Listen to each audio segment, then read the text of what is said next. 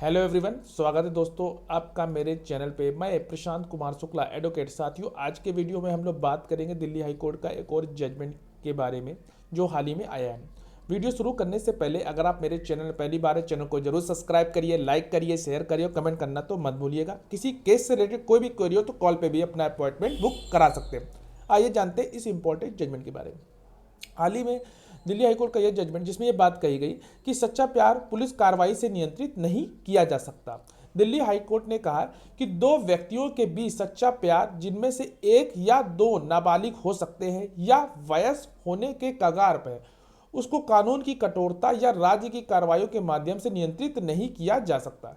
Court ने कहा, अदालत के सामने कभी कभी दुविधा एक किशोर जोड़ों के खिलाफ राज्य या पुलिस की कार्रवाई को उचित ठहराने की हो सकती है।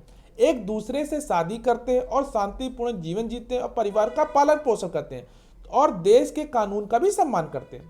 कोर्ट ने कहा कि जब न्याय के तराजू को तोलना होता है तो वो हमेशा गणितीय शुद्धता या गणितीय सूत्रों के आधार पर नहीं होते, लेकिन कभी कभी तराजू एक तरफ जहां कानून होता है, वहीं तराजू का दूसरा पहलू बच्चों और उनके माता पिता की खुशी और पूरे जीवन के साथ हो सकता है। अदालत ने यह भी कहा, जो पैमाना बिना किसी आपराधिकता के ऐसी शुद्ध और खुशी को प्रतिबिंब और चित्रित करता है तो वह निश्चित रूप से कानून को लागू करने वाले पैमाने के बराबर होगा।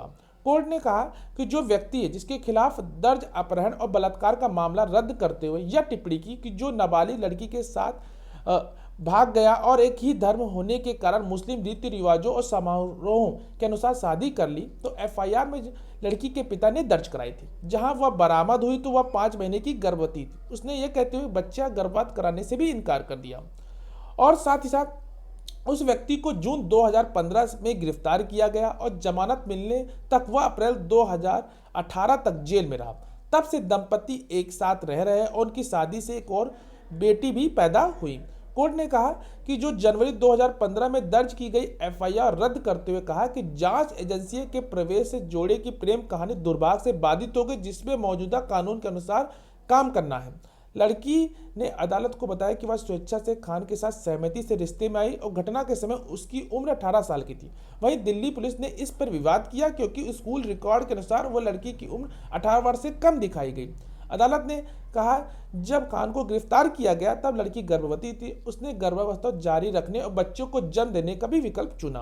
अदालत ने आगे ये भी कहा, इस संतुलन को बनाए रखने के लिए तथ्यों, कानूनी मिसाइलों जिसपे समाज की सेवा की जाती है, उसके विकसित होते हुए लोकाचार की गहन जांच की आवश्यकता होती है।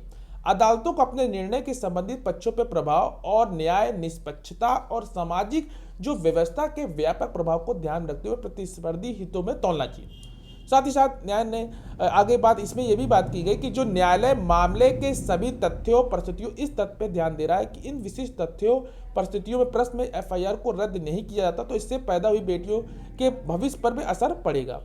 तो ये एक इंपॉर्टेंट जजमेंट जो हाल ही में दिल्ली हाई कोर्ट का आया है और इस जजमेंट में ये इंपॉर्टेंट बात कही गई कि सच्चा प्यार पुलिस की कार्रवाई से नियंत्रित नहीं किया जा सकता। ये एक महत्वपूर्ण बात थी। तो आशा करते हैं ये वीडियो आपको समझ में आया होगा। अगर आपकी कोई भी क्वेरी हो तो आप कॉल पे भी अपना अपॉइंटमेंट बुक करा के भी आप पूछ सकते हैं या आप कमेंट बॉक्स में भी पूछ सकते हैं। मिलते हैं एक next video next judgement series के साथ। तब तक के लिए धन्यवाद।